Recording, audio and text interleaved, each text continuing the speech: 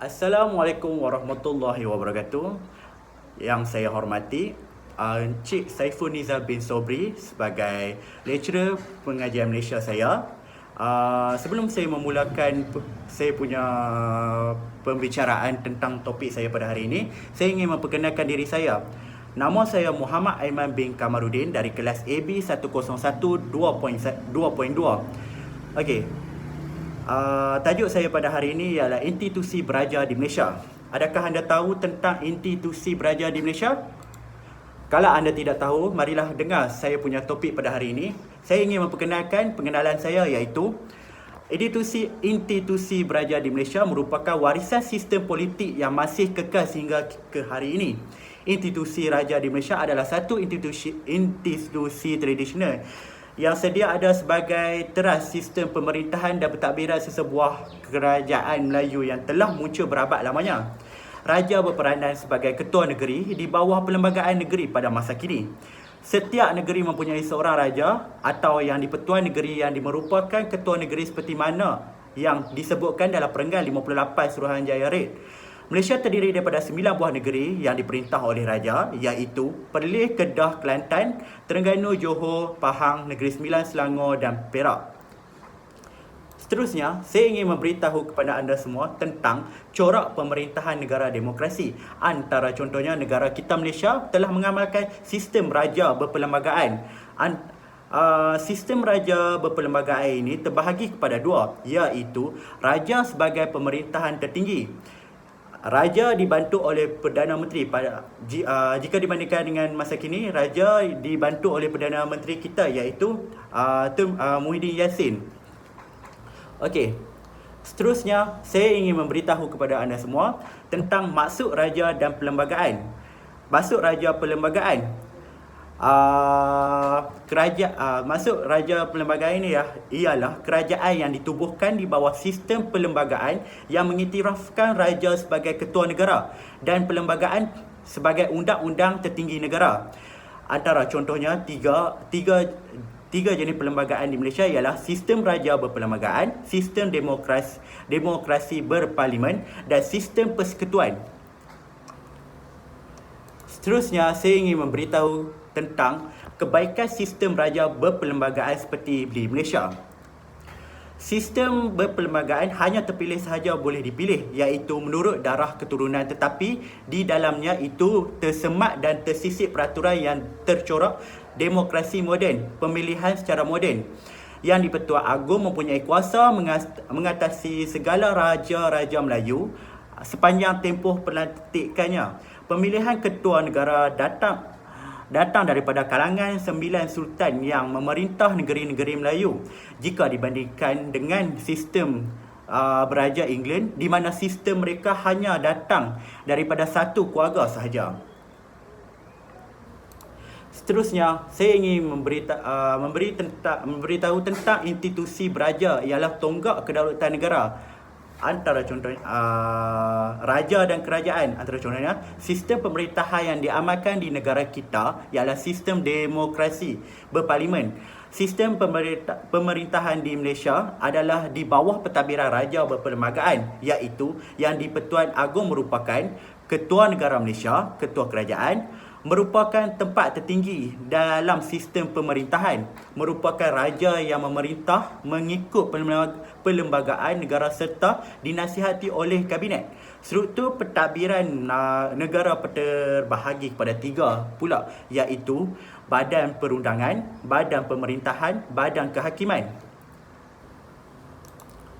Seterusnya, saya ingin memberi ilmu tentang tugas majlis dan raja-raja di Malaysia. Adakah anda tahu tentang tugas-tugas raja di Malaysia pada masa kini?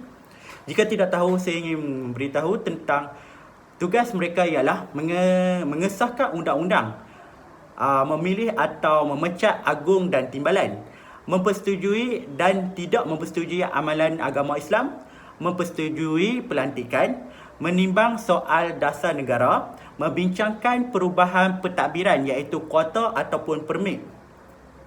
Seterusnya, fungsi institusi raja dalam Malaysia ialah Fungsi mereka ialah memilih Yang di-Pertuan Agong dan timbalan Yang di-Pertuan Agong mengikut peruntukan jadual ketiga, iaitu mempersetujui atau tidak mempersetujui supaya apa-apa perbuatan, amalan atau upacara agama diperluaskan dan persekutuan secara menyeluruh.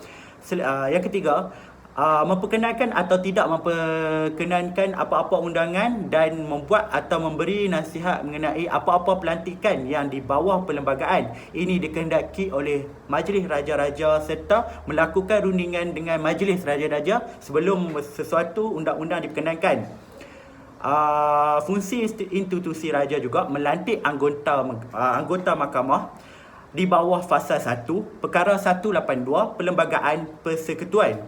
Selain itu, fungsi institusi beraja juga memberi ampun, tunda hukum dan laga hukum atau meremitkan pergantungan atau meringankan hukuman di bawah fasa 12 perkara 42 Perlembagaan Persekutuan dan boleh menimbang teliti soal-soal mengenai dasar negara.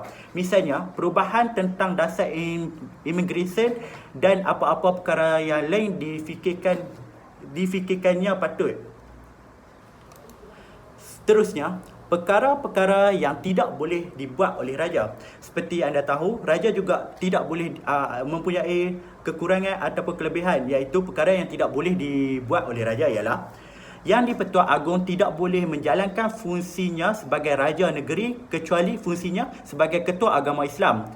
Yang di-Pertuan Agong tidak boleh memegang apa-apa jawatan yang baginya ada apa-apa saraan pada apa-apa saraan. Selainnya, Yang di-Pertuan Agong tidak boleh melibatkan diri secara aktif dalam apa-apa perusahaan komersial. Yang keempat, Yang di-Pertuan Agong tidak boleh menerima apa-apa jua jenis emoluments yang kena dibayar atau traktor kepada sebagai raja negeri di bawah peruntukan perlembagaan negeri itu atau peruntukan mana-mana undang-undang negeri. Yang kelima, Yang di-Pertuan Agong tidak boleh tanpa persetujuan Majlis-Majlis Raja Melayu meninggalkan persekutuan selama lebih daripada 15 hari kecuali semasa lawatan negeri ke suatu negeri lain. Selain itu, jika timbalan Yang di-Pertuan Agong atau mana-mana orang lain yang diberi kuasa oleh undang-undang menjalankan fungsi Yang di-Pertuan Agong selama tempoh melebihi 15 hari, maka fasa 1 hingga fasa 5 hendaklah terpakai baginya sepanjang tempoh itu sebagaimana fasa-fasa itu terpakai bagi Yang di-Pertuan Agong. Seterusnya, saya ingin memberitahu tentang struktur sistem pemerintahan negara Malaysia.